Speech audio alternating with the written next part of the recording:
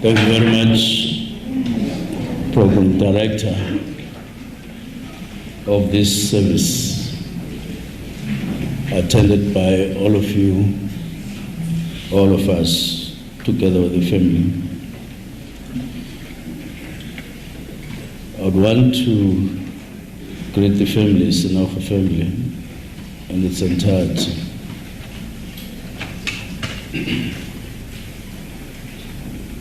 To greet the Speaker of the Provincial Free State Provincial Legislature, that is Dukwan,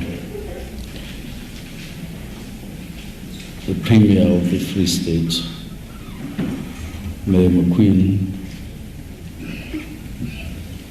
it's all from a time. We do want to thank you, Premier, for your standing throughout the ordeal that the nation has been going through, working with us, working with the families. And thank you very much. That was a display of, in part, leadership and motherhood. Deputy Minister of Police, Dr. Boipelo, the MEC for Safety Roads and Transport, Mr. Jabu Mbalula, the MEC for Education, Dr. Mamik Mabaya, the MEC for Sports, Arts and Culture and Recreations, Anel Sifuwa, the Executive Mayor, Councillor Tatisi, and thank you very much for coming to the time coming. The National Commissioner of South African Police Service, General Fan Masmula, was addressed us here, and I want to thank you as well for leading the SABS throughout this period. There was indeed a very difficult period for all SABS members. Now, the Free State Provincial Commissioner, Lieutenant General Centurion, addressed us earlier. Thank you for that. And all your deputies, representative of SAPU and POCRU, labor within SABS, all SABS members that are here nationally and from the province, the public that is here, including relatives and friends and members of the media. It's now just over 2 weeks since the sad news of the disappearance of the 3 constables, Boipelo Senoge, Linda, and Kemogetso base first emerged. That alone was a shock to everyone who received it. It was a shock to families that are directly affected, but it was also a shock to all of the SABS, including the ministry and the country at large. But over and above this, we had to carry the burden of trauma, the anguish of not knowing what could have happened, when it might have happened, and how it came to be, because disappearance meant that no one knew what had happened and where they were for quite some time. And when we all went through that trauma,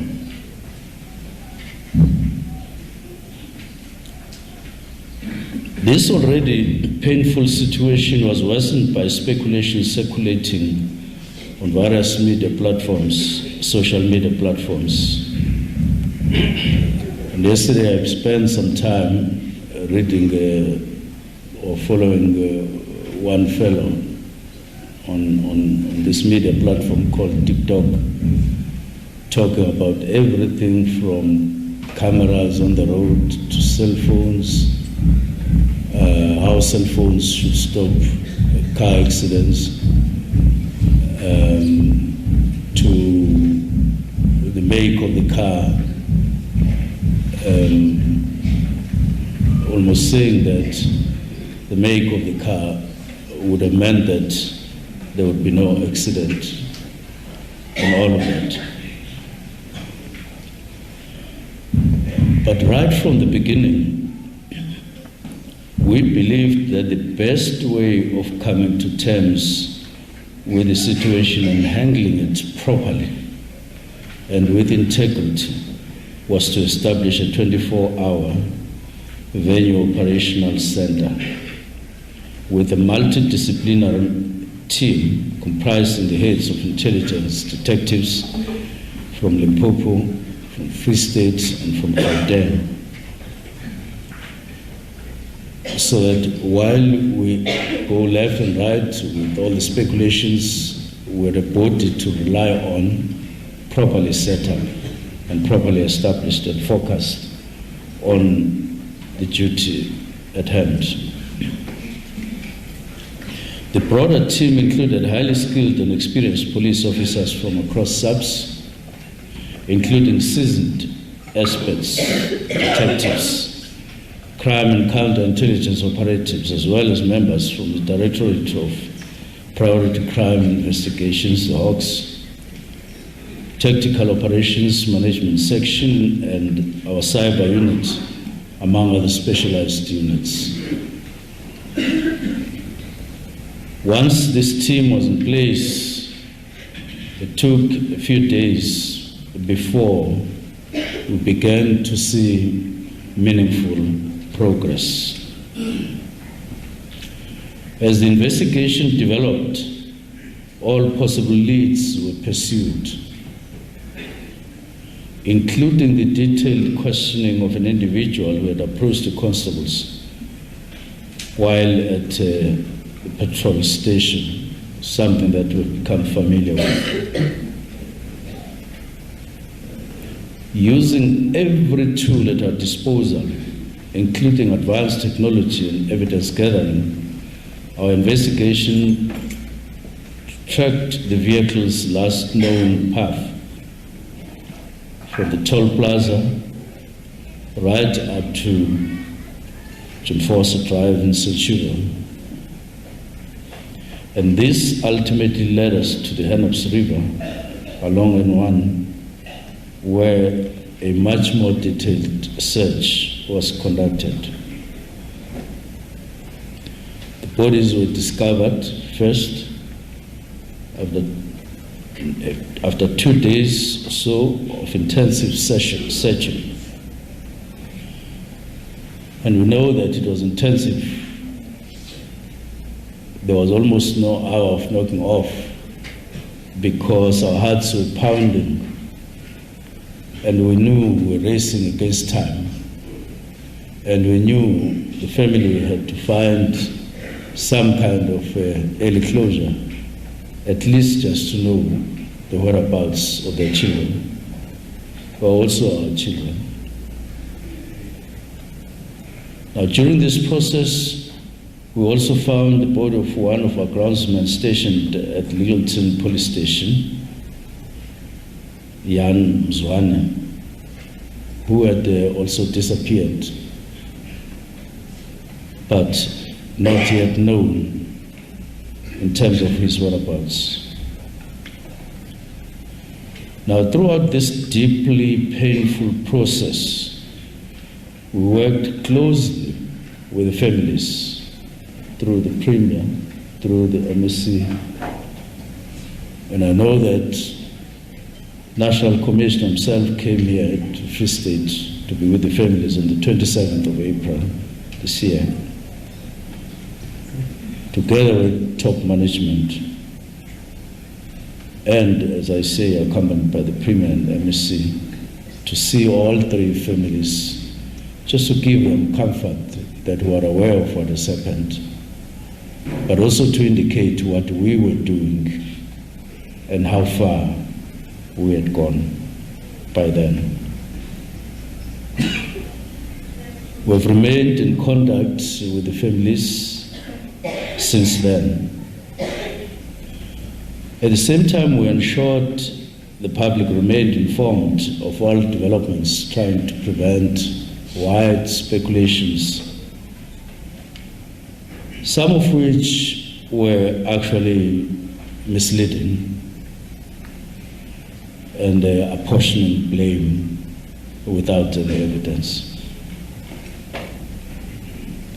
But we had to keep up with everything that was coming our way. The President of the Republic of South Africa, His Excellency Mr. Cyril Ramaphosa, also extended his condolences to the families and expressed full confidence that SABC would uncover the truth. The constables passed away due to a tragic and unfortunate accident. And investigations are getting finalized, finer and the last details, especially on the vehicle that was finally found, and a comprehensive report would follow. Each one of these constables would have made the trip before this a few times to Limpopo and from Limpopo without an incident. But this time around, they couldn't go beyond a particular point for some reason, hence our being here.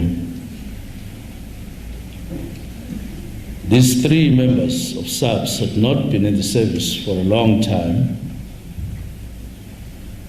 They had only been in SABC for about 2 years and started to work after training sometime last year. And they were placed at various points and deployed on specific fields of their work. Constable Linda, along with Constable Base, were part of the intelligence unit.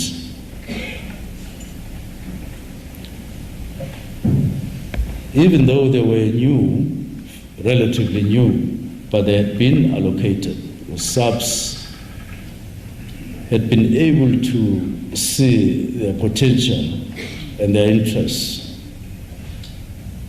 And I do want to assure the public that there's nothing wrong with young people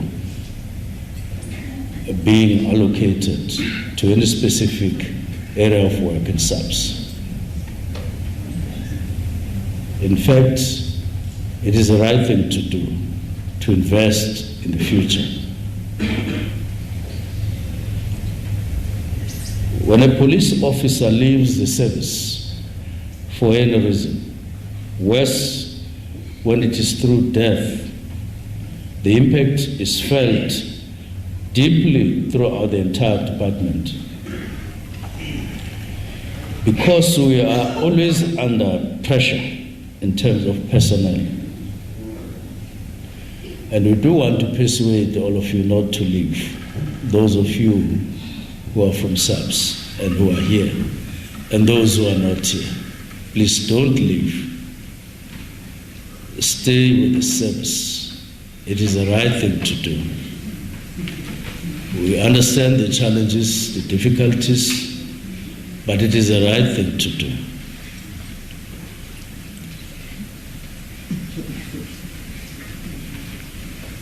Now we know SABC members are always facing threats, and as a family of SABC, we are always faced with this threat of losing officers, whether it's through natural attrition, resignation, or other unforeseen circumstances. And therefore, there is no doubt that each one of us, with the loss of 3 members at the same time, we really feel this very profound loss of these young constables. Now, as we reflect on the tragic loss, we must also acknowledge the ever-present challenges we face. To fight crime effectively, we need every one of our members, literally all of them. But we also need the people of South African communities. Because without this effort, there is suffering from criminals. Criminals are organizing themselves almost every day. We are aware that almost all the crimes that are getting committed today, they are in one form or the other organized crimes. Very little is happening out of organized crime, where one criminal simply go and commit crime.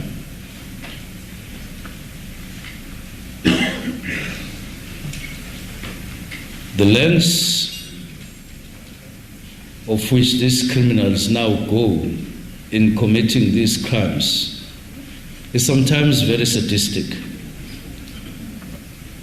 and it even involves sheer cruelty on their side.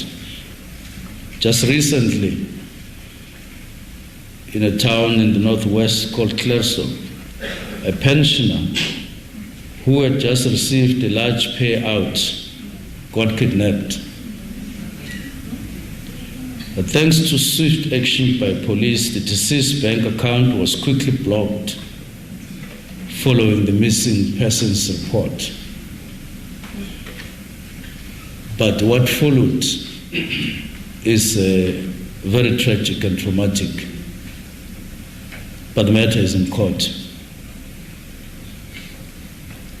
But you can see cruelty in some of these acts. In another case, a journalist and his partner have gone missing. Suspects have been arrested, and we thank SABC for working tirelessly to apprehend these culprits that we call suspects. And we know the matter is in court. But you can begin to see what possibly would have happened, because we haven't found them. We don't know what has happened to South Africans. Not that we forgive foreigners who are involved in crimes in South Africa. But I don't know what would drive you first to commit crime, but secondly, to demonstrate or to choose the most cruel way of committing that crime to another human being in your own country, a fellow citizen, whether a man or a female. It does call on us as SABC to tighten up our hands and toughen up our actions against these criminals. We don't have a choice, and we will do so.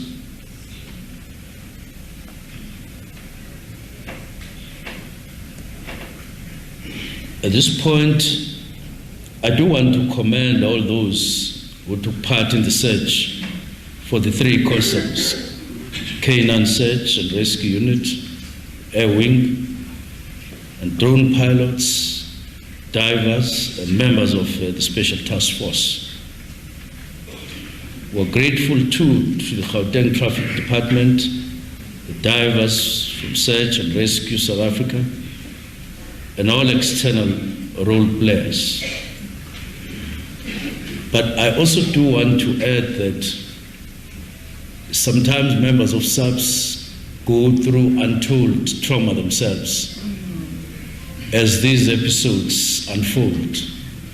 You can imagine the trauma through which they went.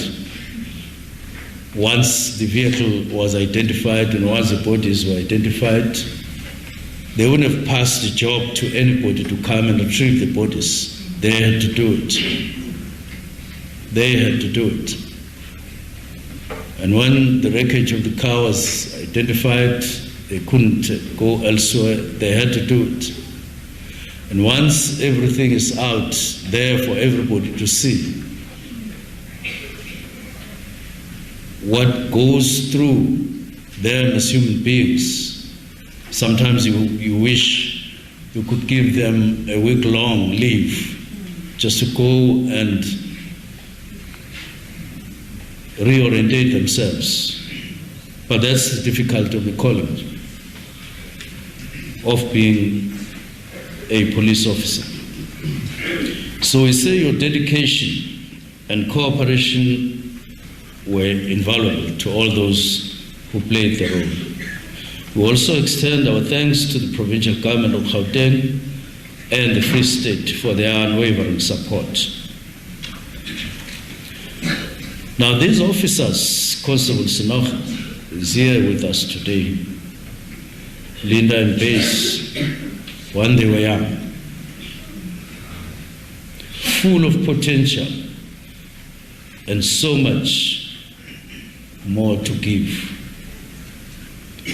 Following conversations which I personally had with their immediate supervisors, I began to see the kind of people these youngsters were.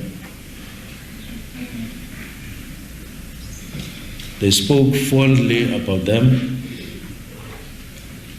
and they described them as police officers who carried out their duties with passion, with dedication, and with enthusiasm. And furthermore, they were pursuing specialized roles, as we have indicated, within SABC, aligned with their skills, with their personalities. And this is a clear indication that they were destined for sterling careers in the South African police services, in aid of our communities. Now they leave behind grieving families, both their biological families and all of us at SABC and the community, particularly of the Free State.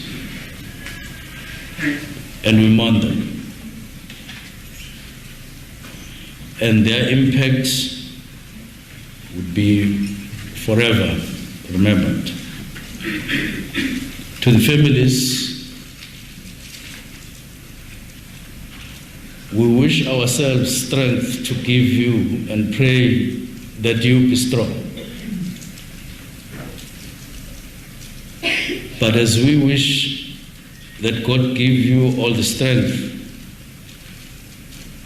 we see that ourselves we need to be strong.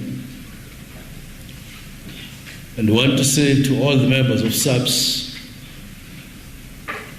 they expect you to be stronger. They expect you to stand and to fight on. You have lost 3 of your own, and it is painful. We understand the blow to morale this represents to all of us, but rest assured, the ministry, together with SABC top management, we stand with you and provide all the necessary support. Again, I know to the mother and the father of these young constables, or of these young constables, including today, when you raise a child, you want to see them growing up to your last days, and you want to leave them behind. You don't want them to leave you behind.